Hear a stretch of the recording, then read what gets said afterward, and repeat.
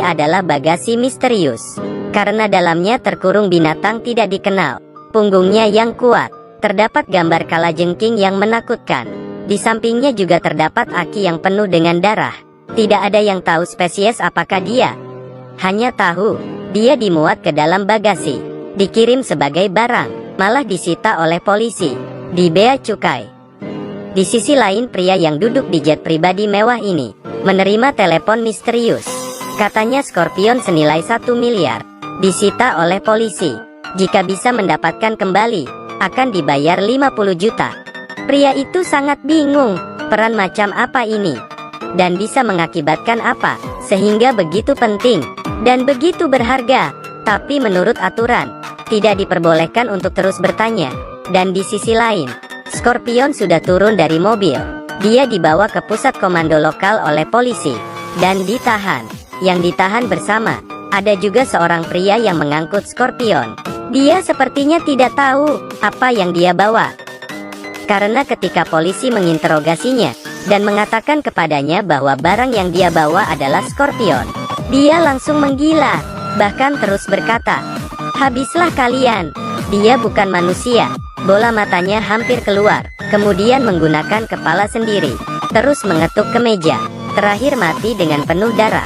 Kapten yang bernama Travis melihat keseriusan masalah ini. Pengalamannya sebagai polisi kriminal selama bertahun-tahun, tidak akan takut dengan adegan ini. Dia berencana menanyai Scorpion langsung. Dia datang ke ruang interogasi, menanyakan Scorpion siapakah dia.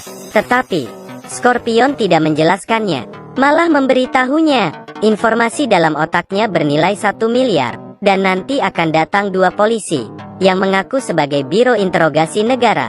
Datang menanyakan padanya. Saya beritahu dahulu, mereka itu palsu. Travis tidak percaya setelah mendengarnya. Tetapi tidak lama kemudian, rekannya Ellen memberitahunya. Biro interogasi datang membawa Scorpion. Misi kita selesai. Travis terkejut. Dia datang ke koridor, menanyakan pertanyaan inti pada mereka.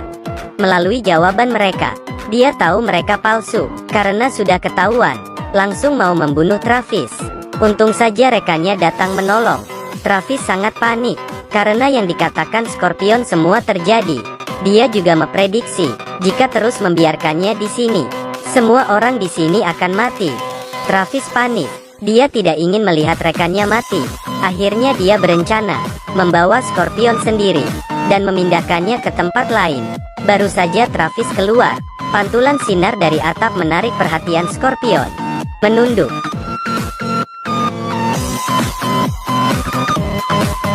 Kualitas mobilnya sangat bagus. Sayangnya Travis terlalu naif. Sangat cepat. Sebuah Chevrolet hitam datang dari belakang. Sekelompok orang bertopeng keluar dari mobil. Di tangan mereka semua ada alat. Gergasi besi dinyalakan. Mereka ingin membuka pintu mobil. Pas sekali, Scorpion menggunakan gergajinya itu, sekaligus membuka borgolnya. Penjahat bergegas mau masuk ke mobil, tetapi hasilnya malah begini. Scorpion menggunakan tinjunya, mengakhiri pertarungan dengan tendangan. Tetapi masih ada lagi. Seorang anggota mati di jalan. Daya tembak musuh terlalu ganas. Kapten Travis memimpin semua ke pusat komando, dan memerintahkan mode pertahanan diaktifkan. Semua pintu dan jendela anti peluru diturunkan. Berencana diam di tempat menunggu tim penyelamatan. Tetapi baru saja masuk, Ellen mengangkat pistol menuju pada Scorpion. Dia merasa semua masalah dikarenakan Scorpion. Tetapi Scorpion memberitahunya, membunuhnya tidak mencegah mereka menyerang. Belum selesai bicara, semua listrik di ruangan dipadamkan. Ternyata sistem kontrol daya dari pusat pertempuran dimasuk oleh penjahat. Mereka menelepon dan berkata, jika memberikan Scorpion, mereka akan segera pergi, tidak akan melibatkan yang lain. Hal ini membuat Travis semakin penasaran dengan Scorpion. Sebelum mencari tahu, tidak akan menyerah. Jadi dia segera memanggil semua orang untuk merencanakan pertempuran. Dia memakai sebuah mayat dengan pakaian Scorpion, berpura-pura menyerahkan Scorpion untuk menyerah, dan membiarkan Scorpion asli di belakang. Saat mendekat, baru membunuh mereka. Kelihatannya rencana sudah hampir berhasil. Musuh sudah mengepung, tetapi tiba-tiba musuh tiba-tiba mundur. Ternyata, mereka tahu ini jebakan. Ada yang salah. Ada mata-mata. Ternyata salah satu rekan tim menggunakan kode Morse untuk memberitahu keluar. Tidak hanya demikian, dia juga melepaskan polisi palsu yang dipenjara dan memberitahunya cara membuka pintu anti peluru. Karena dia merasa demi Scorpion, malah kehilangan nyawanya sangat tidak layak. Jika dia tidak berbuat demikian, nanti penjahat masuk habislah semuanya. Tiba-tiba, Ellen menemukan mereka di koridor. Polisi palsu itu membunuh polisi mata-mata. Kemudian dia melarikan diri ke ruang distribusi daya pusat dan memotong listrik anti peluru. Di saat ini, semua pintu anti peluru pun terbuka. Melihat itu, para penjahat langsung masuk. Penjahat masuk ke markas. Semua tenaga kerja pun mati. Penjaga keamanan pun mati dibunuh. Tetapi ini tidak mempengaruhi. Para penjahat di belakang terus maju. Tetapi mereka tidak hanya mati karena ledakan.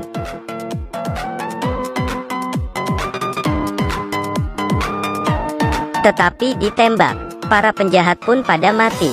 Tidak hanya demikian, Scorpion masih ingin menunjukkan sesuatu pada mereka, yaitu lari ke lorong bawah tanah. Secara tidak sengaja ditemukan tadi. Travis menyuruh rekannya pergi dulu. Dia dan Scorpion akan tinggal untuk bertarung.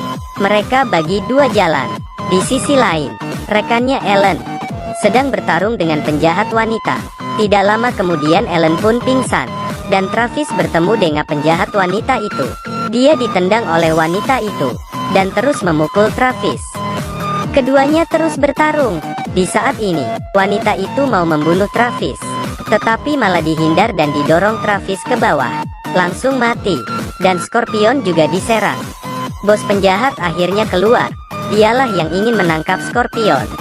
Dengan cepat, dia terus menembak Scorpion, dan perut Scorpion pun tertembak. Tetapi bagus juga, karena terus menembak, tidak ada peluru lagi.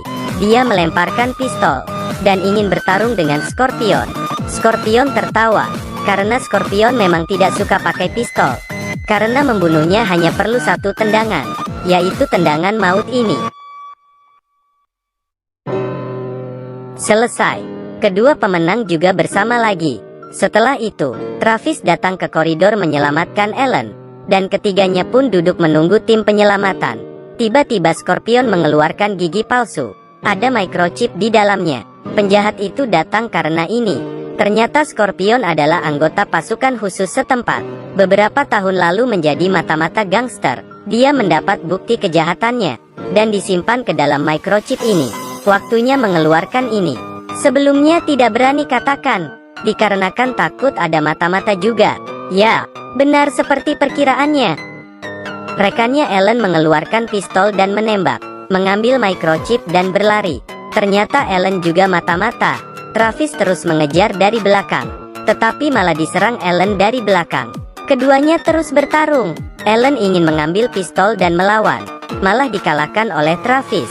Travis menginjak Ellen di bawah kakinya. Semuanya berakhir. Di malam hari, polisi memblokir lokasi pertempuran pagi hari. Ellen juga dibawa pergi oleh polisi. Tiba-tiba mereka memanggil Travis agar dia membantu mengkonfirmasi jasad Scorpion. Setelah dilihat, jasad ini memakai baju Scorpion, tetapi bukan Scorpion. Tetapi Scorpion tersenyum dan berkata, "Ia itu Scorpion." Dan tidak banyak dijelaskan, karena Scorpion asli. Mana mungkin mati segampang itu. Cerita sampai di sini.